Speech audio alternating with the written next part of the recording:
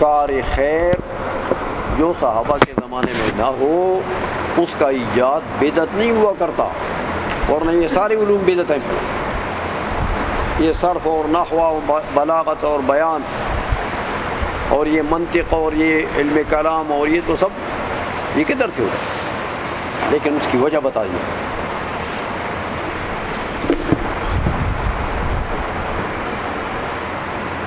اچھا میاں چلیے میاں.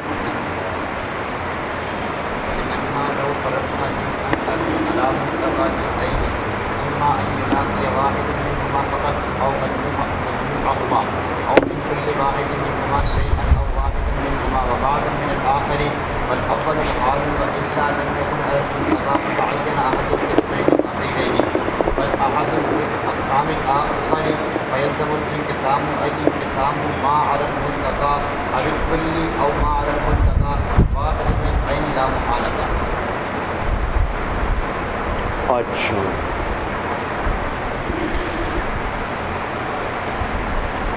اب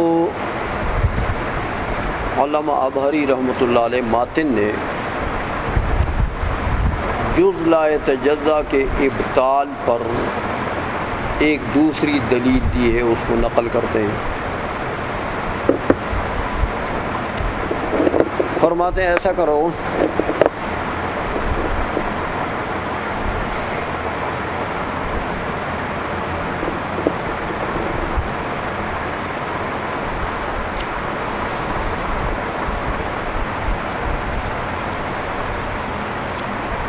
باقی مقدمات جو وہاں پہلی دلیل میں ذکر کیے تھے میں نے وہ سارے مراد ہیں یہاں پر. کہ مان لو کہ جز لا یتجزا باطل ہے، نہیں مانتے ہو تو اگر جز لا یتجزا ممکن ہے تو جس شے کا وجود ممکن ہو اس میں تعدد بھی ممکن ہوتا ہے. تو فرض کرو 3 ہے تو پھر جس میں تعدد ممکن ہے اس میں مختلف اوضاع بھی ممکن ہوتے ہیں. مختلف اوضاع جس وضع سے بھی آپ رکھنا چاہتے ہیں وہ ممکن ہوتا ہے. تو لہذا جب ہر وضع ممکن ہے، کسی بھی وضع سے آپ بناتے ہیں تو تعدد بھی ممکن ہے. تو ہم 3 اجزاء لا تتجزا لیتے ہیں، اس طریقے سے رکھتے ہیں وضع، اس طریقے سے وضع کرتے ہیں کہ 2 نیچے رکھو، ایک ان کے ملتقا پر رکھو. 2 ایسے متصل، یار دیکھ لو یہ جو میں نے رکھے نا یہ 2 متصل ہیں نا اے شیوخ، تو یہ ایک ان کے کھوپڑیوں پر رکھو.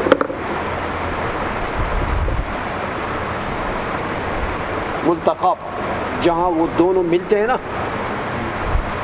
اس درمیان میں رکھو اوپر سے. سمجھا گئی ہے؟ اچھا اب اگر یہ وضع بھی ممکن ہوگا تو ہم یہ وضع فرض کر لیتے ہیں کہ ہم نے 2 نیچے رکھے، ایک دوسرے کے ساتھ ملاقات کرتے ہیں وہ دونوں، اور تیسرے کو ان کے ملتقا پر. یہ مفروضہ ہے، یاد رکھو ہم نے یہ وضع اس طریقے سے فرض کر لیا، یہ وضع فرض کر لیا. اب علامہ ابہری نے فرمایا رحمہ اللہ تعالی کہ میاں یہ جو اوپر والا ہے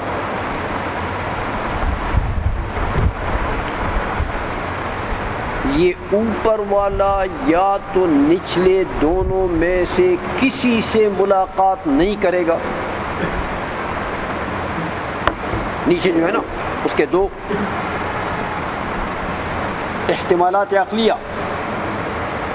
ایک تو یہ احتمال ہے کہ ہو سکتا ہے کہ یہ نیچے 2 میں سے کسی سے بھی ملاقات نہیں کرے. ایک دوسرا یہ کہ یا ان دونوں میں سے ایک سے ملاقی ہے یہ اوپر والا، دوسرے سے سرے سے ملاقات نہیں کرتا. دوسرا احتمال یہ ہو گیا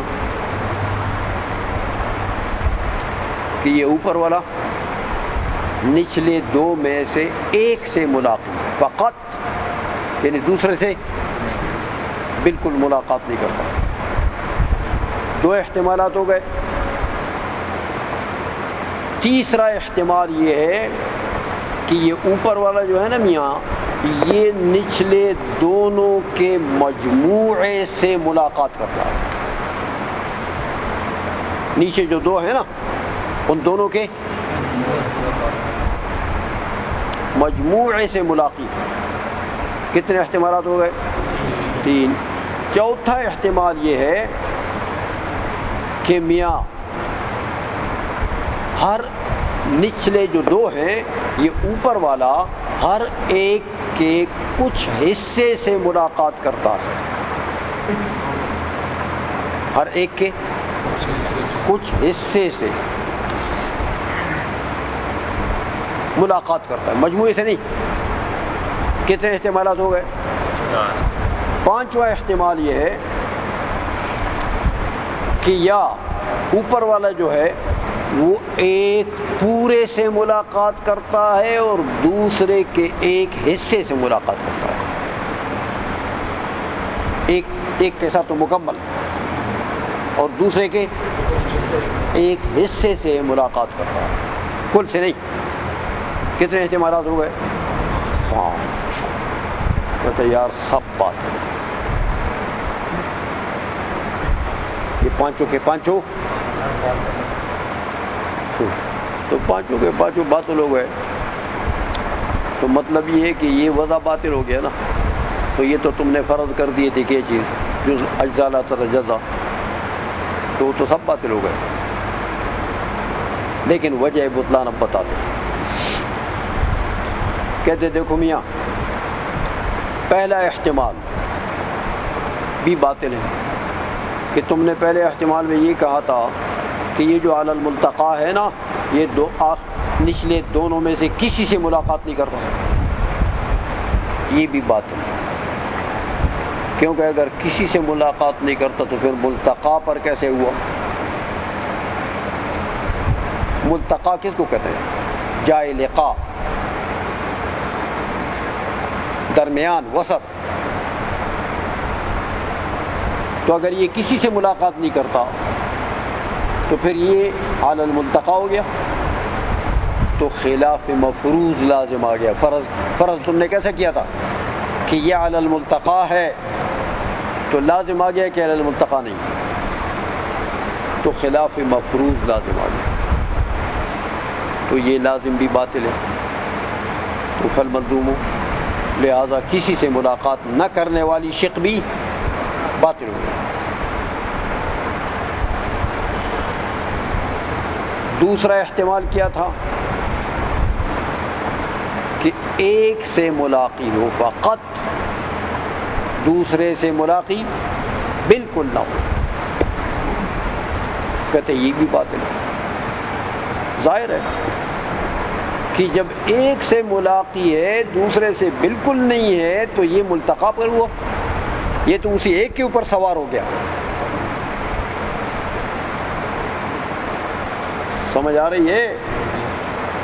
تو فرض کیا تھا کہ یہ ملتقا پر ہے، تو لازم آ گیا کہ ملتقا پر نہیں ہے، ایک پر سوار کیا تو میں اس کو. سمجھ آ گئی ہے؟ تو یہ شق بھی خلاف مفروض لازم آیا. تو لازم تو باطل، تو فالملزوم ہو، تو لہذا ایک سے ملاقات کرنا بھی باطل. سمجھ رہے ہو؟ تیسری شق کیا تھی کہ مجموعہ دونوں کے مجموعے سے ملاقات کرے، دونوں کے مجموعے سے ملاقات کرے. سنیے، تو یہ تو تداخل اجزاء لازم آ گیا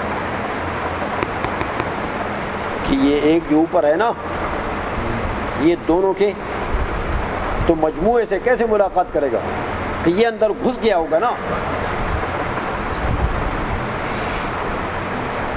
تو تداخل اجزاء لازم آ گیا. تو تداخل تو کل پڑھ چکے کہ وہ تو باطل ہے. سمجھا گئی ہے. چوتھا احتمال کیا تھا کہ ہر ایک میں سے ایک حصے سے ملاقات کرتا ہے. نیچے جو دو ہے نا، دو میں سے ہر ایک کے کچھ حصے سے ملاقات کرتا ہے. اس کے بھی ایک حصے سے ملاقات کرتا ہے اور اس کے بھی ایک حصے سے ملاقات کرتا ہے. تو اگر ایسا ہے تو میاں وہ دونوں جو نیچے ہیں نا ان کی تو تقسیم لازم آ گئی، کیونکہ یہ اوپر والا نچلے اس والے کے ایک حصے سے ملاقات کرتا ہے اور ایک سے نہیں کرتا ہے، تو اس کی تقسیم نہیں ہوئی. اس دوسرے کے ایک حصے سے ملاقات کرتا ہے، دوسرے حصے سے نہیں کرتا، تو اس کی تقسیم نہیں ہوئی. تو نچلے دونوں کی تقسیم لازم آ گئی. تو تم نے فرض کیا تھا کہ یہ تو اجزاء لا تتجزا ہیں، تو لازم کیا گیا تجزی. سمجھ آ رہی ہے؟ اچھا، آخری احتمال کیا تھا کہ ایک سے تو مکمل ملاقات کرے اور دوسرے کے بعد سے کرے. یاد ہے؟ تو ایک سے مکمل ملاقات کرے تو اس میں تو تداخل لازم ہو گئی، دوسرے کے بعد سے کرے تو دوسرے کی تقسیم لازم ہو گئی. تو دونوں باتیں سمجھ رہے ہو بات؟ تو جتنی شقیں ہیں تم نے جو فرض کی تھی سب کے سب باتیں. تو لہذا اجزاء لا تتجزا کا تم نے فرض کیا تھا کہ یہ تو تجزی نہیں قبول کرتا، میاں تقسیم قبول نہیں کرتا. تو بیچ میں تو بعض صورتوں میں تو اس نے تقسیم قبول کر لی. سمجھا گئی ہے؟ اس لیے فرمایا ترجمہ کرو میاں، وَلِأَنَّا لَوْ فَرَضْنَا جُزْءًا عَلَى مُلْتَقَى جُزْءَيْنِ. او پہلے والے لِأَنَّا کے اوپر عطف ہے، پہلا لِأَنَّا ہے کہ نہیں ہے؟ ہاں، اس کے اوپر عطف ہے. فصل فی ابطال الجزء الذی لا یتجزا، اس کا دعویٰ میں نے نکالا تھا نا، یاد ہے آپ کو کہ الجزء الذی لا یتجزا باطل، یاد ہے؟ یہ دعویٰ تھا. تو لِأَنَّا کے اوپر ایک دلیل اور وَلِأَنَّا سے یہ دوسری دلیل. لو فرضنا جزءا علی ملتقى جزءین، اگر ہم ایک جز فرض کریں کہ دو جزءین کے ملتقى پر ہم نے رکھ دیا، جیسے یہ جائے ملاقات پر رکھ دیا، فَإِمَّا أَن يُلَاقِيَ وَاحِدًا مِّنْهُمَا فَقَط، یا تو وہ نچلے دونوں میں سے ایک سے ملاقات کرے گا فقط، دوسرے سے نہیں. یہ ایک احتمال عقلی. دوسرا ہے کہ وہ مجموعہما، یا دونوں کے مجموعے سے، او من کل واحد منہما شیئا، یا نچلے دونوں میں سے ہر ایک کے بعض حصے سے ملاقات کرے گا، ایک کے بھی بعض سے دوسرے کے بھی بعض سے. او شارح نے ذکر کر دیے، یہ احتمال شارح نے نکال دیا، یہ متن کہتے ہیں، یہ باقی وہ ایک جو پہلا میں نے بتایا تھا وہ بھی متن میں ذکر نہیں ہے. کون سا؟ کہ کسی سے ملاقات نہ کرے. احتمالات عقلیہ. او واحدا منہما وبعضا من الاخر، یا وہ ملتقى والا جو ہے وہ ان دونوں کے جو نیچے پڑے ہوئے ہیں ان میں سے ایک سے ملاقات کرے گا مکمل اور دوسرے کے بعض کے ساتھ. سمجھا گئی ہے؟ اچھا، اب ان سب شقوں کو باطل کرتے ہیں، جن کا ذکر کتاب میں آ گیا ان کا بھی، اور جن کا ذکر نہیں آیا وہ ایک احتمال جو میں نے بتا دیا اس کا تو ابطال ظاہر ہے. اسے فرماتے ہیں والاول محال. پہلی صورت کیا تھی؟ کہ فقط ایک سے ملاقات کرے، دوسرے سے بالکل نہ کرے. یہ تو محال اس لیے کہ وَإِلَّا لَمْ يَكُنْ عَلَى الْمُلْتَقَى، اگر یہ شق مانتے ہو تو اس کا تو مطلب یہ لازم آ گیا کہ وہ ملتقى پر نہیں ہے، کہ ایک سے ملاقات کرتا ہے دوسرے سے بالکل نہیں کرتا، تو یہ ملتقى پر ہوا، تو خلاف مفروض لازم آ گیا. فرض تو کہتا ملتقا پر ہے. تو فتعین احد القسمین الاخیرین، لہذا آخری دو احتمالات میں سے ایک متعین ہو جائے گا. شارع نے چونکہ ایک ملایا ہے نا، تو آخرین کے بجائے تو تین ہو گئے نا. دو وہ جو متن میں ہے مجموع یا ہر ایک کا بعض، تیسرا جو شارع نے ملا دیا کہ ایک کے کل سے ملاقات کرے دوسرے کے بعض. تو اسی لیے شارع فرماتے ہیں کہ فتعین احد القسمین الاخیرین بل احد الاقسام الاخری. یہ چونکہ تین ہو گئے نا شارع کے ملانے سے، اس لیے عبارت کو شارع نے تبدیل کر دیا متن والے کو کہ اقسام لازم آ گئے. اقسام میں سے ایک کا تعین ہوگا. تین سمجھا گئی ہے.